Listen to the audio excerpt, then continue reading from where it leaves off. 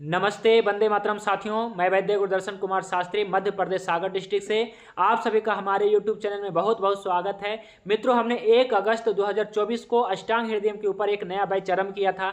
इसमें अभी 84 member join हो चुके हैं और बहुत सारे साथी आगे भी ज्वाइन करेंगे।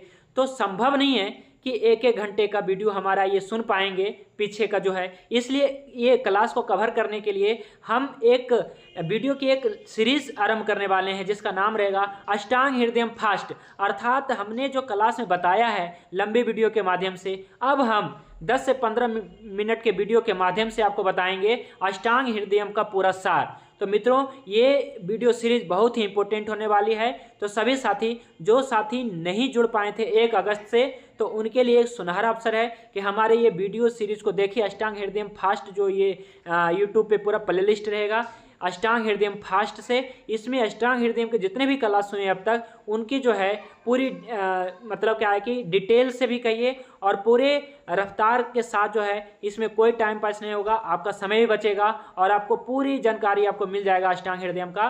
तो ये अपना अष्टांग हृदयम क्लास को सुनने के लिए आप हमारे यूट्यूब चैनल को सब्सक्राइब भी कर लीजिए ताकि नोटिफिकेशन मिलता रहे। और वीडियो मैं प्रतिदिन अपलोड कर दिया करूँगा ताकि आपको जो अष्टांग हृदयम की ज्ञान प्राप्त करने में कोई कठिनाई होना। तो चलिए शुरू करते हैं बिना किसी देरी के। तो हमने पहले क्लास में हमने आपको बताया था मित्रों, एक सूत्र है जो महर्षि भागवत ऋषि का भी है, सुश्रुत ऋषि का है और इसी पे अपने पूरे आयुर्वेद टिका हुआ है, इसी पे अपना पूरा शरीर टिका हुआ है, उसी मेरे शरीर का आधार ही है। तो ये क्या है जानते हैं। तो पहला सूत्र है दोष धातु मल मूलम ही शरीरम। मित्रों देखिए, ऐसा है जब हम आयुर्वेद को शुरू करते हैं तो मुझे समझ में नहीं आता है, आप लोग को समझ में नहीं आता है कि आयुर्वेद को कहाँ से पढ़ें। तो पहला ही कंसेप्ट क्लियर कर लीजिए। हमें लगता है कि आधुनिक दृष्टिकोण से ये सूत्र जो आप देख रहे हैं दोष धातु मल मूलम ही शरीरम, ये सूत्र जो है मॉडर्न दृष्टिकोण से देखें तो आयुर्वेद सीखने का सबसे पहला सूत्र है मित्रों। तो हमने आप सभी के लिए पूरा एक सिलेबस बनाया है मित्रों। इसे आप घर बैठे प्राप्त करना चाहते हैं तो घर बैठे प्राप्त कर सकते हैं। इसका पूरा जो है सिलेबस है। आप अष्टांग हृदयम क्लास से जुड़ भी सकते हैं और अगर जुड़ना चाहते हैं तो हमारे जो नंबर है स्क्रीन पे मैं शेयर कर देता हूं, आप इस नंबर पे आप व्हाट्सअप करिए, आपको अष्टांग हृदयम क्लास से जोड़ा जाएगा।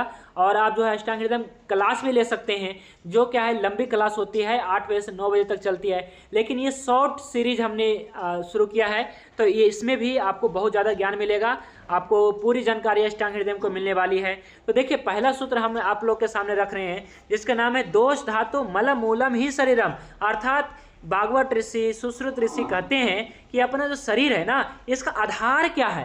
ताकि हम कहते हैं ना कि बेस है ना, कोई भी चीज़ को शुरू करते हैं तो हम कहते हैं बेस क्या है आपका। तो बेस आपका यही है, दोष है, धातु है और मल है, यही आपके शरीर का मूल आधार है। ये भागवत ऋषि का कहना है, यही सुश्रुत ऋषि का कहना है।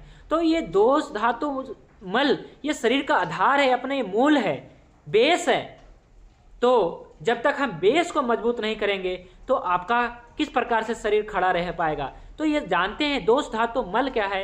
तो अभी तक जितने भी अपने क्लास हुए हैं दोष के ऊपर हुए हैं। तो अपने आधार को जब तक विस्तार से नहीं जानेंगे, डिटेल से नहीं जानेंगे, तब तक हम आयुर्वेद को भी नहीं जान सकते हैं। तो हम बेस को ही मजबूत करते हैं, ऐसा हम कहते हैं ना कि अपने बेस को मजबूत करो। तो बेस को ही आज से मजबूत करने के लिए ये अपना वीडियो सीरीज चलेगा और हम जानेंगे अपने पूरे डिटेल से जानेंगे कि दोष क्या है, धातु क्या है, मल क्या है।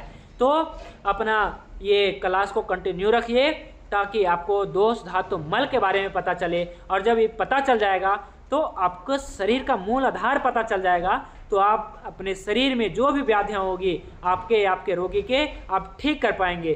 तो चलिए आज से शुरू करते हैं, दोष क्या है। तो ये बहुत विस्तार से मैंने 200-250 पेज का पूरा PDF है। आप इसे व्हाट्सअप करिए, मुझे व्हाट्सअप करिए और आप इसे मंगाएं, है ना, और इसे पढ़ें और बाकी ये वीडियो सीरीज जो है इसको पूरा सुने। तो दोष क्या है, तो इसका भी जो है परिभाषा है और इसको पूरी डिटेल से बता रहा हूँ। दुष्यंती दुष्यंती वा दोषा, ये सूत्र है। अर्थात जो शरीर को दूषित करे उसे दोष कहते हैं जी।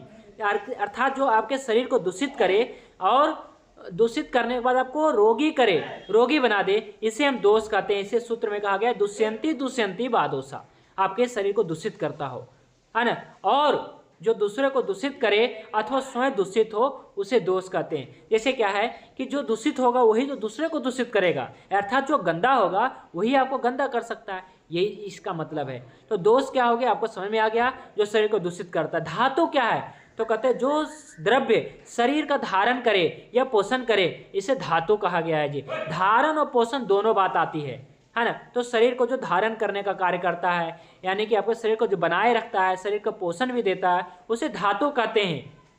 और मल क्या है, तो जो शरीर को मलिन करे उसे मल कहते हैं।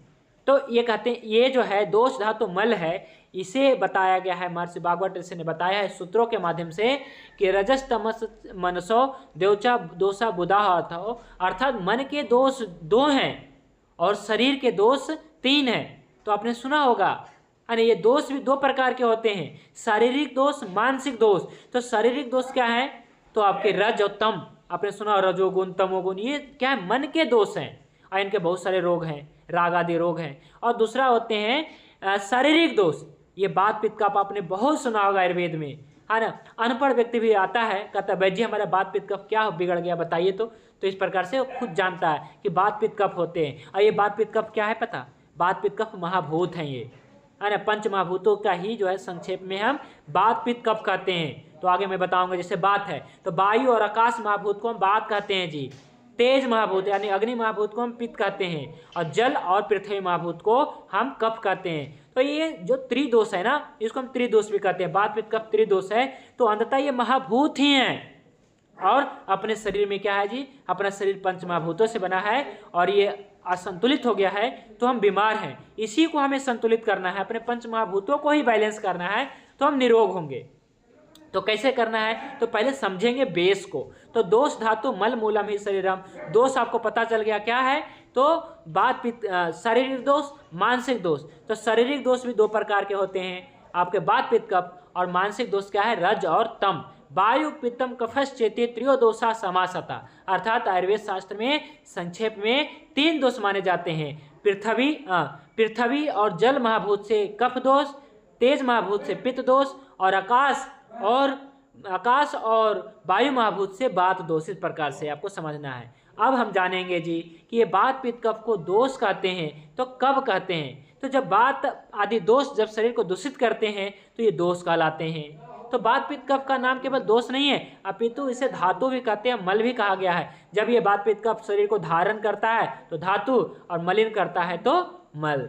तो शरीर दूषणा दोषा धातुओं देह धारणात् बात पित्त कफा जया मलिनीकरण मला, ऐसा जो है ये आपका सारंगधर संहिता का ये रेफरेंस है कि ये बात पित्त कफ जो दोष भी है, धातु भी है, मल भी है। तो कब क्या है इसमें बता दिया गया है, जब बात पित्त कफ क्या है, दूषित करे बिगड़ करके तो दोष है, धारण करे तो धातु है, मलिन करे तो मल है। तो अब आपको बता दिया मैंने, ये बात पित्त कफ धातु कब कहे जाते हैं, बात पित्त कफ मल कब कहे जाते हैं, तो दोष कब बिगड़ते हैं ये जानते हैं। तो दोष कब बिगड़ते हैं, इसका उत्तर महर्षि भागवत ऋषि ने दिया है, विकृता विकृता देहम घनंते ते वर्तयन्ति च, अर्थात जब आपका आहार विहार, दिनचर्या, ऋतुचर्या, है ना, जीवनचर्या, रात्रिचर्या, परिचर्या सब बिगड़ जाते हैं, तब ये तीनों दोष बिगड़ जाते हैं। यह तीनों दोष बढ़े हुए या छीन हुए शरीर का विनाश कर देते हैं, या तो घट जाएगा या तो बढ़ जाएगा, तब आपका शरीर का विनाश कर देगा।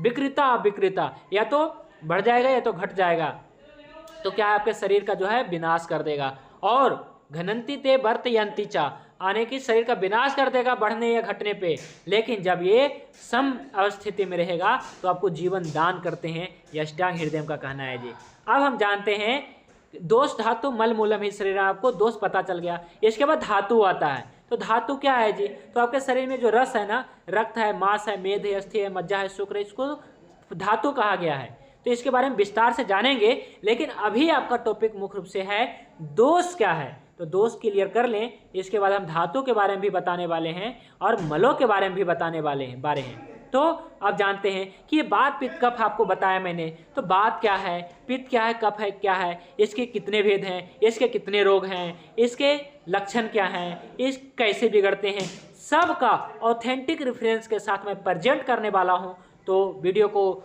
आप लगातार सुनते रहें, आपको पूरी जानकारी होगा। पहले जानते हैं बात के कार्य। तो बात के कार्य क्या है, तो यह हमारे शरीर को चलाने का काम करता है, जैसे श्वास प्रश्वास, उठना बैठना, चलना फिरना, बोलना या बेगों की गति या उत्साह शक्ति, तो ये सब बात का कार्य हैं जी। तो बात के काम पता चल गया। अब पित्त का कार्य क्या है, तो पित्त तेज महाभूत से है। तो तेज महाभूत हमेशा निर्माण का कार्य करता है, जैसे पाचन क्रिया बनाए रखना, भूख प्यास लगना, शरीर की चमक, बुद्धि बनाए रखना। तो ये जो है आपके पित्त का कार्य है। तो इसमें अलग अलग बात होते हैं, अलग अलग पित्त हैं, अलग अलग कफ हैं, सभी के 5-5 वेद हैं। तो ये सब का डिटेल है अपने क्लास में, तो ये आगे जानेंगे। अब कफ का कार्य क्या है, तो कफ क्या है, पृथ्वी और आप महाभूत से है। तो यह शरीर को बल प्रदान करता है, धारण करता है। ये भी जैसे बात पित्त कफ सभी धारण करते हैं। और जैसे कफ अपनी चिकनाहट की वजह से हमारे जोड़ों अस्थियों के जो जोड़ हैं, है ना, आदि में क्या है, चिकनाहट बना करके रखता है, हमें ताकत देता है।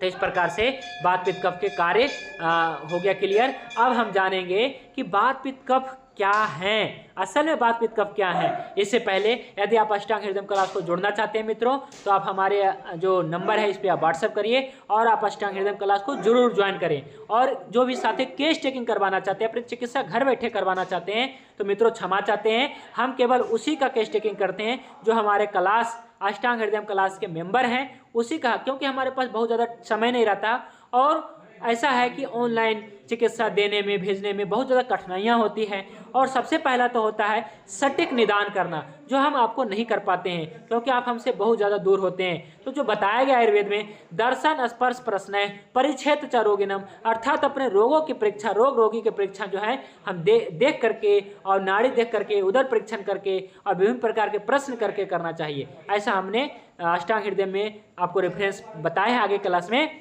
तो ऐसा है मित्रों कि हम तो केस टेकिंग करेंगे, लेकिन हमारे जो है बहुत सारे मतलब क्या है कि क्लास के मेंबर हैं, उन्हीं का हम नहीं कर पाते हैं सही ढंग से। मतलब क्या है कि समय न होने के कारण केस टेकिंग, तो हम औरों को क्या कर पाएंगे। तो हम समझ सकते हैं आप सभी को दुख दर्द को, जो भी साथी मतलब कि किसी को कोई समस्या है किसी प्रकार के, तो बहुत आशा रहती है कि वैद्य जी हमें कुछ बताएंगे। तो आप हमारे चिकित्सालय आ सकते हैं। महाराज राजेश्वरी निरोग धाम सागर में मध्य प्रदेश में अवस्थित है। तो हमारे नंबर पे आप व्हाट्सएप करिए, आपको पूरी जानकारी दिया जाएगा। अब हम जानते हैं बात के गुण। तो बात का क्या गुण है मित्रों, जैसे बात तो ये वायु और आकाश महाभूत प्रधान है। तो इसके क्या क्या गुण है, इसकी क्या प्रॉपर्टीज है, ये जानते हैं। कहते हैं बात बिगड़ गया, तो ये सही बात नहीं है, अधूरी जानकारी है। तो बात क्या है, तो बात है जी क्या है, तो इसके कुछ गुण हैं। तो इसके क्या क्या गुण हैं, तो बात के जो हैं हमने वैसे तो शास्त्रों में 6 गुण हैं और हमने 2 गुण और भी आपको बताने की कोशिश किया है अन्य शास्त्रों के आधार पे। तो टोटल 8 गुण मैं बताने वाला हूँ। पहला गुण है रुक्ष गुण, दूसरा है लघु गुण, तीसरा है शीत गुण, चौथा है खर गुण, पांचवा है सूक्ष्म गुण, छठा है चल गुण, सातवां है कठिन गुण और आठवां है विशद गुण। तो मित्रों ये क्या है, आइए जानते हैं एक एक जो है गुणों को बारीकी से। तो इसका इंग्लिश में भी, चूंकि अपने क्लास है हिंदी इंग्लिश संस्कृत तीनों में मैं देने वाला हूं ताकि सभी का कंसेप्ट क्लियर हो सके। तो रुक्ष गुण मतलब क्या, यानी कि ड्राइनेस। तो जिसके शरीर में ड्राइनेस हो ऐसी मतलब क्या है कि रुक्ष शरीर वाले का होता है। जिनका शरीर हल्का हो यानी कि दुबला पतला इस प्रकार से कहते हैं ना, तो ये लघुता है उसके शरीर में, यानी कि बात रोग है। कोल्ड यानी कि शीत गुण है ना। फिर अगला है खर यानी कि रफनेस कहते हैं, रफनेस यानी कि शरीर रफनेस। पहला तो ड्राइनेस होगा फिर रफनेस होगा। तो ड्राइनेस में शरीर सूखेगा, रफनेस में शरीर फट जाता है ना। तो जब शरीर का ड्राई गुण ही बढ़ता है तो ये खरगुण बढ़ जाता है। फिर है सूक्ष्म गुण यानी कि माइक्रो, यानी कि बात क्या होता है जी, सूक्ष्म से सूक्ष्म है ना, ऑर्गन्स में प्रवेश कर जाता है ये है। और अगला है चल गुण यानी कि डायनेमिक भी होता है, अर्थात जिनमें चलता अधिक होती है, बोलने चालने में बहुत तेज होता है ना। तो ये चल गुण बढ़ा है जी। और अगला है कठिन और विशद, यानी कि विशद मतलब होता है साफ है ना, साफ सुथरा, कठिन मतलब हार्ड। तो इस प्रकार से सूत्र है जी कि तत्र रुक्षो लघु शीता खरा सूक्ष्म चलो नीला, अर्थात बात दोष के गुण ये शास्त्रों में बताया गया है कि यह रुक्ष है, लघु है, शीत है, खर है, सूक्ष्म है, चल है। इस प्रकार से सूत्र है। अब इसके अलावा जो है अभी तो बात का मैंने बताया, अब पित्त का भी कुछ देख लीजिए है ना। बाकी तो अभी केवल बात के ऊपर डिस्कस करने वाले हैं, फिर इसके बाद पित्त, इसके बाद कफ के बारे में बताने वाले हैं। तो चलिए अभी सीधा हम बात के ऊपर ही चलते हैं। तो बात और पित्त और कफ के बारे में, पित्त और कफ के बारे में बात करेंगे, अभी केवल बात के बारे में जानते हैं। तो बात का पहला गुण है जी रुक्ष गुण वैसे तो ये डिटेल जानकारी हमने अपने अष्टांग हृदय बैच 10 जो पूरा प्ले लिस्ट है वहाँ पे आप सुन सकते हैं, नहीं तो आप ये जो वीडियो सीरीज हमने शुरू किया है शॉर्ट अष्टांग हृदय फास्ट, इसको आप देखते रहिए। तो बाद का पहला गुण क्या है जी? रुक्ष गुण। रुक्ष गुण मतलब क्या? तो रुक्ष गुण क्या होता है? शरीर में रुक्षता। तो शरीर में केवल रुक्षता, शरीर में नहीं बल्कि हमें आपके जो है बोधक कफ सूख जाएगा, जीभ में जो बोधक कफ होता है ये सूख जाएगा, यहाँ पे रुक्षता आ जाएगा आपके, फिर अमाशय में रुक्षता आ जाएगी, फिर आपके पखवाशय में, आपकी बड़ी आंत में रुक्षता आ जाएगी, फिर आपके मलाशय में रुक्षता आ जाएगी, फिर आपके रस धातु में रुक्षता आ जाएगी, फिर आपके रक्त धातु में, फिर आपके मांस धातु में, फिर आपके मेद धातु में, फिर आपके अस्थि मज्जा, फिर आपके शुक्र धातु में रुक्षता आ जाएगी। तो मित्रों ये आपके ना केवल शरीर में रुक्षता आती है बल्कि पूरे धातुओं में रुक्षता आ जाती है। तो हम क्या है कि अलग अलग प्रकार के रोगों को हम देखते हैं। जैसे क्या है कि जब क्या होता है कि बोधक कफ क्या है सूख जाता है तो हमारा क्या है कि भूख प्यास नहीं लगता है, ऐसा हमने देखा है। फिर कलेदक कफ जब सूख जाता है, अमाशय का जो कलेदक कफ होता है जब वो रुक्ष गुण बढ़ जाने के कारण सूख जाता है तो क्या है भोजन पेस्ट जैसा नहीं बन पाता है, तो क्या है कि पाचन क्रिया अच्छे तरीके से नहीं हो पाता है। इसी प्रकार से जब रस धातु सूख जाता है